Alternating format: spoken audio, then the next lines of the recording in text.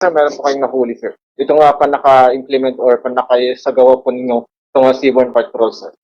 Ako po sir, bali ang ating opisina together with the task force sa Karagatan ng San Fernando City, which is the composite po ng La Union Maritime Police Stations and the San Fernando City Police Station, the City Enro of the San Fernando City and the Coast Guard.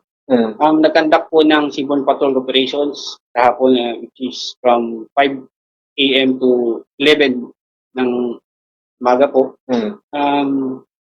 Fortunately, meron po tayong na-intercept na isang fisherman who is conducting fishing within the seawaters of San Fernando City with the use of the fine mesh net, which is the triple net.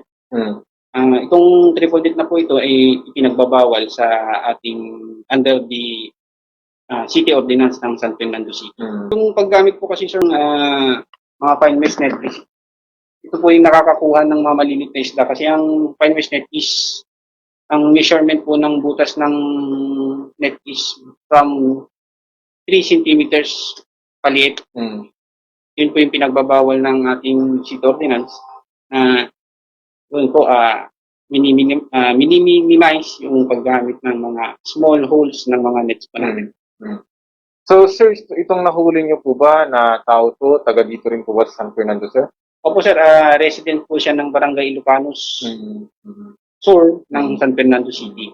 Yun po sa ating mga kababayan na fishermen, ini-encourage ko po kayo na iwasan na po yung ating mga paggamit ng mga pinagbabawal na paraphernalia sa fishing, lalong-lalo na po yung paggamit ng mga dynamite fishing and mga small holes like the fine mesh net na mga nets sa ating pangingisda po. Ito po ay distracting po sa ating dagat at yun po kahit po malilit na isda is nahuhuli po natin. Ituloy di Damag Bombardal Madera para sa mga radyo ng Pinas at consistent number 1 sa Union, Basta Radyo, Bombo!